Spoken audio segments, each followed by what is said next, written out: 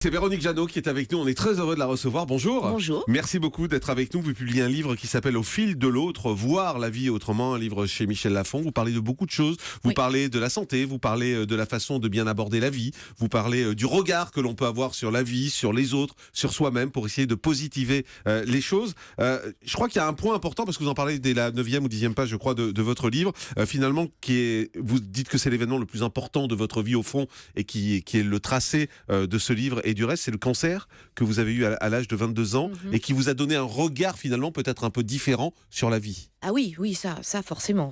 Là, tout d'un coup, les murs de la vie explosent et c'est ailleurs qu'on trouve la force de continuer et de continuer différemment. Et c'est vrai qu'aujourd'hui, je pense que ça a été une bénédiction. C'est un cancer de l'utérus que vous avez eu à l'âge de 22 ans. Vous en aviez parlé dans un livre précédent. Oui. Et aujourd'hui, ça vous a donné quel regard sur la médecine ? Un regard, je dirais, beaucoup plus élargi que la médecine conventionnelle, puisque moi j'ai été d'abord soignée par, on va dire, la médecine classique. J'ai fait chimiothérapie pendant presque un an, enfin 10 mois en tout cas, et que j'ai rechuté à la suite d'un choc émotionnel, ce dont on ne parle pas assez justement, de l'influence du mental sur la santé. Et là, j'ai fait le choix de me soigner différemment. Et à ce moment-là, c'était une guérison totale et non pas une rémission, puisque maintenant il y a 25 ans, donc on peut vraiment parler d'une guérison. Alors, et c'est comme ça que j'ai découvert les médecines, justement les médecines alternatives, et que j'ai été tellement attirée par ça et passionnée que j'ai continué à me documenter là-dessus. Alors, vous savez que vous êtes en face avec des médecins, donc je sais. On va voir un peu quel regard ils ont sur tout ça, mais j'ai le sentiment quand même en lisant ce livre qu'au fond vous n'avez plus confiance à la médecine scientifique.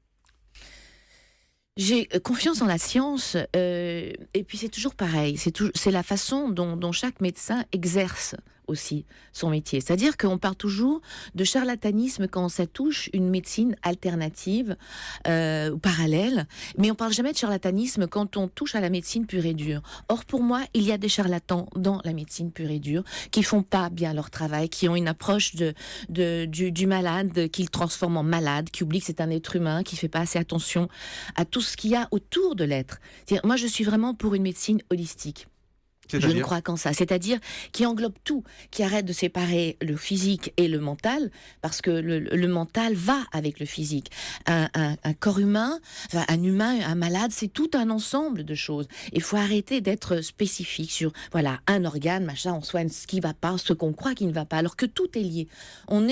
Tout est interdépendant, et je trouve qu'on ne soigne pas assez aujourd'hui dans ce sens-là, et qu'on n'est pas non plus assez sur une médecine préventive. Véronique Jeannot, dans votre livre, vous expliquez également que vous allez d'abord vers la médecine allopathique et puis ensuite vous allez vers la médecine classique si ça ne marche pas. C'est quoi la médecine allopathique ? Beaucoup de gens ne savent pas ce que c'est. L'allopathie, c'est la médecine telle qu'on nous la présente en premier, celle qui est reconnue par l'ordre des médecins, par le gouvernement, celle qui est remboursée, celle qui est prise en charge, par exemple.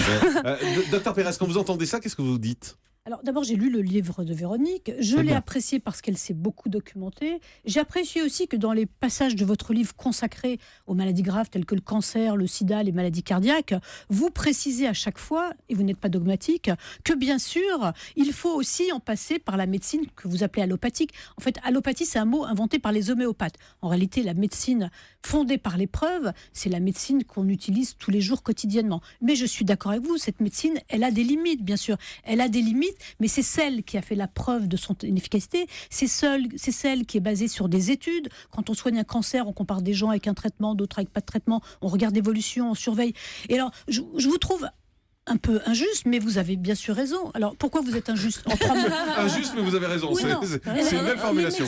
Les médecins aujourd'hui, les chimiothérapeutes, les radiothérapeutes, les chirurgiens se donnent beaucoup de mal pour améliorer les résultats des traitements contre le cancer. Et aujourd'hui, on le voit, la survie après cancer, elle augmente beaucoup dans beaucoup de disciplines, en particulier les femmes atteintes de cancer du sein. Aujourd'hui, en plus entre 85 et 90% de survie à 5 ans. Et tout ça, c'est grâce à toute la science, à toutes les études, à tous les chirurgiens.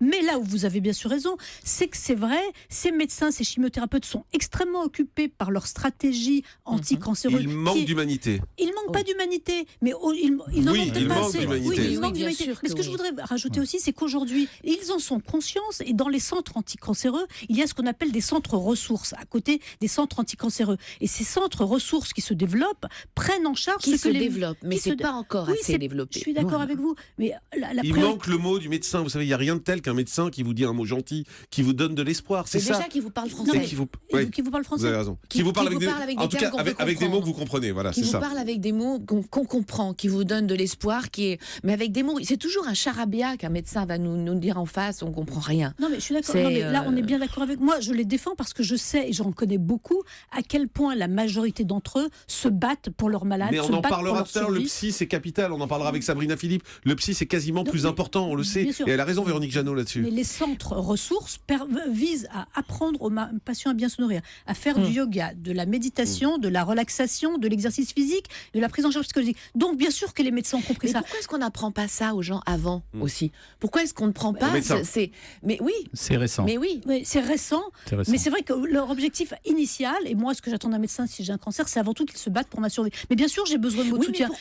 Mais pourquoi est-ce qu'il va faire barrage à d'autres médecines qui peuvent aider, qui peuvent aller de pair avec une chimiothérapie? Alors, moi, je vous répondrai, mais sans flagornerie. Premièrement, la plupart du temps, les gens ne guérissent que par les médecines dites allopathiques, c'est-à-dire la médecine scientifique. Non. Et ceux qui vont mieux sont ceux qui vont consulter après, ceux qui en recueillent les bénéfices, c'est-à-dire les médecins qui pratiquent les médecines alternatives. Autrement dit, vous réglez vraiment le problème organique, c'est-à-dire le problème corporel, et derrière les gens vont voir une médecine alternative, ils en recueillent les bénéfices simplement parce qu'ils se sont occupés psychiquement d'eux. Ça veut dire qu'ils ont fait quasiment un exercice psychothérapique qui consiste à les faire se sentir mieux. Et ça, c'est très récent dans les facultés de médecine. On commence maintenant à donner des cours de psychothérapie aux jeunes étudiants pour leur apprendre que quand on annonce un mauvais diagnostic, il faut prendre des gants et il faut envisager la situation de façon holistique. Véronique Jeannot. Bien sûr.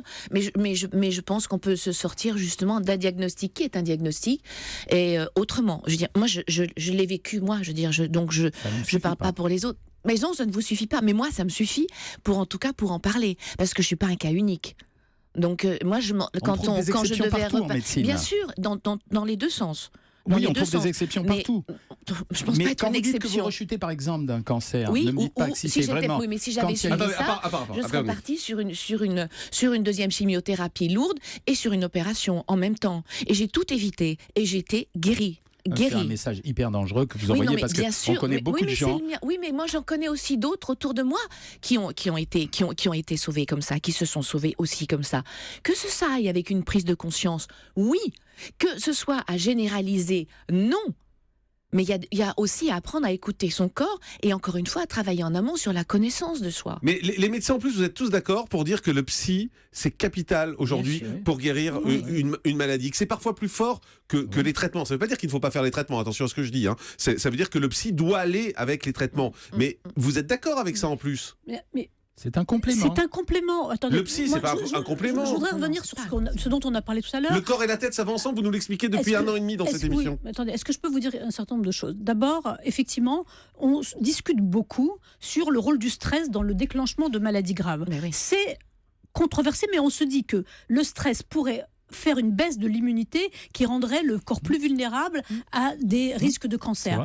Mais il y a d'autres facteurs de risque. En ce moment, c'est Octobre Rose. Eh bien, aujourd'hui, on a compris qu'il y a un certain nombre de facteurs de risque du cancer du sein. Les 3/4 des femmes ne le savent pas. Elles ne savent pas qu'avoir un enfant après 30 ans, ça augmente le risque de cancer du sein. Elles ne savent pas que ne pas allaiter son enfant, c'est un facteur de risque de cancer du sein. Elles ne savent pas que l'obésité, c'est un facteur de risque de cancer du sein. Elles ne savent pas que le fait de boire de l'alcool, ça augmente de 20% le risque de cancer du sein pour les traitements hormonaux. Donc je pense que, bien sûr... Mais Véronique développe beaucoup la médecine préventive dans son livre. Enfin, pas la médecine, en tout cas, les actes préventifs. Je ne m'oppose pas dans ce cas-là, mais je trouve qu'il y a aussi des messages... Par l'alimentation d'ailleurs. Bien sûr, on en parlera tout à l'heure. Et l'obésité. Donc, dans ce que je veux dire par là, c'est que bien sûr le psychisme est important, mais si vous ne faites n'importe quoi, si vous buvez, si vous ne faites pas de sport, si vous devenez obèse, même si vous êtes d'accord de votre psychisme, oui, ça d'accord, mais c'est important de faire passer ce message qu'on connaît un certain nombre de facteurs de risque. Et ça passe par une prise en charge de soi. Exactement. Conscience à son corps. Et justement la psy là-dessus, Sabrina Philippe. Oui, justement, je pense qu'on dit beaucoup que le mental a évidemment joué un grand rôle, mais c'est vrai que c'est encore considéré aujourd'hui comme la 3e roue du carrosse. Carrosse. Il y a beaucoup de médecins qui ne sont pas formés à l'annonce diagnostic aujourd'hui. C'est-à-dire que vous avez des médecins qui vous annoncent votre diagnostic alors que vous êtes dénudé sur une table. Ils n'attendent même pas que vous vous rhabillez pour vous dire, pour vous parler d'humain à humain et pour vous dire les yeux dans les yeux ce que vous avez, avec aussi les mots choisis. Et vous avez beaucoup de médecins aujourd'hui qui ne sont pas formés à ça, tout simplement pas formés. Donc ça commence à arriver, mais dire qu'aujourd'hui le mental est vraiment traité, ce n'est pas vrai. Ça arrive, on commence à le prendre en considération, mais ce n'est pas tout à fait le cas. Véronique Jeannot, en écrivant ce livre, vous disiez que vous alliez énerver certains médecins, froisser certains médecins, quand même. Oui, vous l'avez senti sûr, quand même. Bien sûr, non mais je le sais. Je le sais que ça froisse beaucoup de médecins, qu'il y a des médecins qui obtiennent... puisqu'on ne peut pas dire que ce sont des médecins, mais qu'il y a, on va dire, des thérapeutes qui obtiennent des résultats extraordinaires dans beaucoup de maladies et beaucoup de maladies graves, en accompagnant une autre médecine ou même en la remplaçant, mais qui font ça on va dire dans une intimité absolue, c'est-à-dire mais vous savez que en cachette, les ils médecins sont on le voit obligés avec, de soigner en cachette, avec le et docteur. même dans des hôpitaux, parce qu'il y a des hôpitaux qui pourtant savent que ça marche, qui accueillent justement certaines thérapies, mais il ne faut pas en parler. Et bien pourquoi, je dirais, alors qu'il y a des résultats, moi je trouve ça rentrer à la terrible. faculté. Pardon ? La médecine chinoise vient de rentrer à la faculté récemment. Oui, on vient de récemment, découvrir. je ne vous le fais pas dire. Il y a un progrès qui est fait, mais c'est quand même récent. C'est quand même très récent et c'est pas généralisé. Ça devrait l'être. Vous avez la faculté, elle essaye de faire des tris entre ce qui marche et ce qui ne marche pas et ce qui est de l'ordre du charlatanisme. Et malheureusement, ça existe, les charlatans qui utilisent des thérapeutiques complémentaires, qui prennent des gens vulnérables parce qu'ils sont malades. Et ces gens malades attendent des miracles. Bien sûr, et il les pour dire que ça ne marche pas. Et c'est très important. Non, et donc par exemple, dans votre, bien sûr, il y a des médecins qui ne sont pas compétents. Je crois que le discours, pour simplifier quand même, que veulent faire passer les docteurs, c'est si vous êtes malade, vous avez un traitement lourd, ne laissez pas tout tomber pour aller prendre quelque chose qui n'est pas prouvé. Voilà. Je crois que c'est vraiment ça ce qu'ils veulent faire. Quand on est en radiothérapie, c'est vrai que magnétiseur, il y en a qui sont ça peut pas marcher. Moi j'ai vu des résultats extraordinaires sur les brûlures de la peau, par exemple. On est proche de la psychothérapie. Non, c'est pas la suggestion. Ils sont pas d'accord. On va faire une pause. On va se retrouver dans un instant. Allez, on est avec Véronique Jeannot. On va en parler. Son livre s'appelle Au fil de l'autre. Voir la vie autrement. Ils sont en train de s'engueuler. On fait une pause, à tout de suite. C'est top.